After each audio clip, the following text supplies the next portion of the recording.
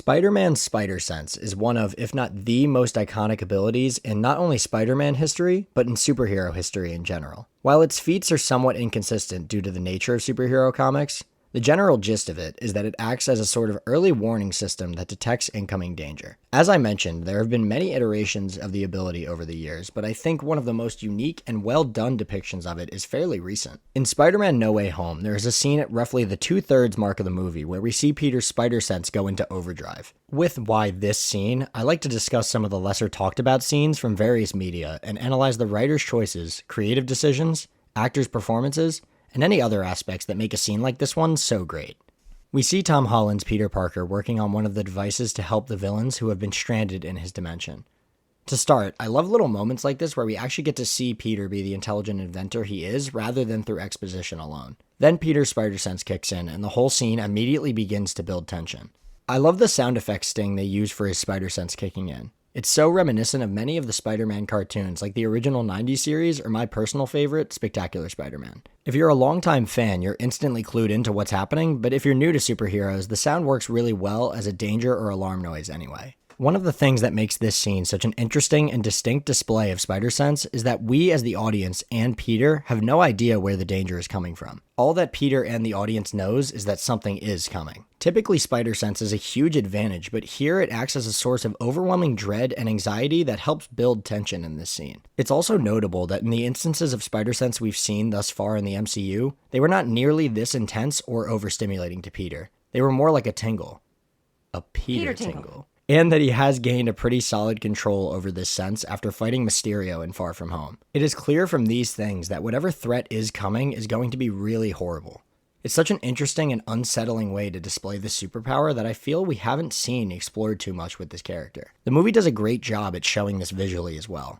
As Peter is overcome by spider sense, there is a dolly zoom done with the camera to obscure the environment and focus solely on Peter. For those who don't know, this is a camera trick in film where the camera moves forward or backward while the lens zooms in the opposite direction. It is typically meant to show shock, disorientation, and build tension, all of which we as the audience are meant to experience along with Peter. It's also a neat way to show Peter literally being pulled out of his surroundings. Everyone around him seems calm, but now he is suddenly and unexpectedly isolated from them. He is completely alone in this dread. As I mentioned briefly before, the sound design on this scene is also really great. All sound except Peter's voice becomes completely muffled and distorted as he tries to figure out where the threat is coming from. I also think it's a great touch that his first reaction is to call out to May and make sure she's okay. Obviously, that would be his main priority. Once he gets confirmation that she's okay though, we see the camera pull out once again. This is another great visual that displays Peter's transition from worrying about an unknown threat to trying to determine where it's coming from. After the camera pulls out, we see Peter is surrounded physically by potential threats. He is literally surrounded by all of the other Spider-Man villains from throughout the multiverse. But there is still no apparent visual match to the overdrive that his spider sense has gone into. This is a brilliant setup of this scene, as literally any of these villains could be the source of the danger, but none of them are acting hostile. The audience and Peter are aware that some threat is coming, but are forced to search for the answer with him, not knowing any more than he does. This also retroactively does a great job of showing just how menacing and cunning the Green Goblin is. He's able to hide his true evil intentions so well that even Peter is deceived for a time when his spider sense goes off. Before we get into the rest of this scene, I want to take a quick second to thank Dubby for partnering with the channel. When I got in touch with Dubby, I wanted to be sure that whatever I am promoting is something that I would use myself. Dubby is an energy drink mix that comes in a variety of different flavors and is designed as an alternative to traditional energy drinks. It's zero sugar, no artificial colors or dyes, and it doesn't leave you with that horrible crash that many energy drinks tend to. And it comes at an affordable price, with every drink coming out to about $1, which I appreciate. I can happily say that Dubby has become a helpful part of my creative workflow, keeping my energy high during those late nights of script writing, editing, researching, recording, or otherwise. If you want to grab some for yourself and support the channel, you can use code WIZT at checkout for 10% off items site-wide. I personally have very much been enjoying the Dragonade flavor. Once again, big thanks to Dubby for partnering with the channel. Now back to the video. It's the little things in this scene that work so well and are incredible to see on a rewatch. Alfred Molina's subtle performance here is great because we see his slight reaction to Norman behaving differently and moving around the room. Otto does not immediately pick up that something's wrong or anything, but he does subtly begin to notice how strange the situation is becoming. It's just great character work because obviously he would not miss small details like this. being a scientist and inventor. His reaction isn't super notable unless you know what's coming, which is one of the reasons it works so well. I don't know for sure, but I wouldn't doubt that Alfred Molina chose to do this himself here, being that he's a classically trained actor and very talented as well. He clearly has a great understanding of and love for this character. So I believe he would choose to act out this small, almost missable reaction. It's also notable how Norman walks away from the bright lights of the room into the darkness of the shadows. Anybody who has watched my previous Why This Scene episodes knows how much I love these kind of lighting techniques. They're just so effective at providing a visual representation of a character's motivations and mindset.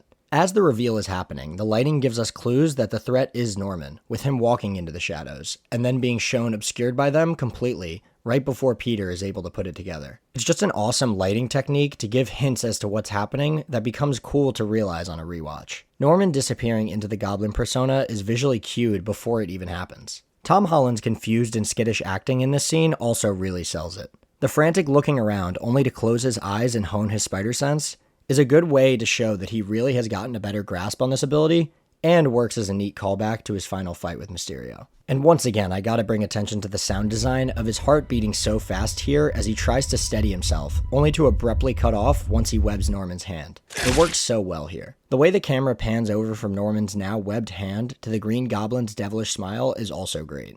We get the slow confirmation that this is not Norman Osborn in control anymore, and may not have been for some time at this point.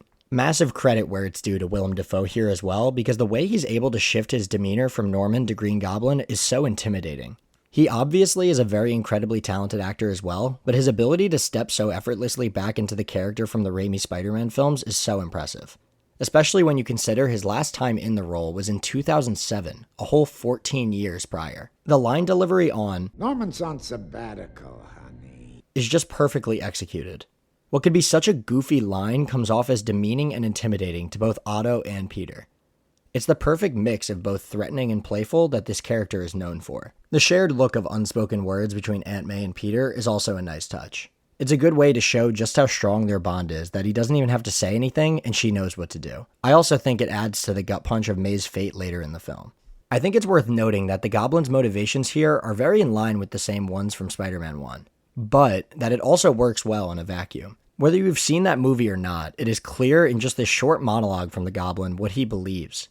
That power is everything, but with compassion, it's a weakness. Within seconds, he's dominating the room and all the people in it. It's like every word he says is manipulating someone in the room in some way that's beneficial to him. With Peter, he's trying to turn him, and with the villains, he wants them to turn on Peter. He frames Peter's attempts to cure them as an attack on who they are, and the best part is, he truly believes that. He believes that these powers make them gods. He also responds to any of the characters' comments instantaneously. He leaves no breathing room for anyone else to have the floor for more than a second. He's wasting no time, and he never lets anyone else regain control of the conversation. In yet another example of how this scene builds tension and the incredible sound design choices, the device that is curing Electro starts beeping and ticking forward. However, narratively, it functions as the opposite, and is sort of a ticking time bomb to when the villains ultimately attack. Then it's just some solid writing to have Goblin end his monologue touching on the core theme of the film. Peter does try to have everything he wants, and through the events of this film, he's forced to choose by the end. This is obviously something that would affect Peter, and the Goblin knows that. It's the exact pressure point that he needs to hit with Peter,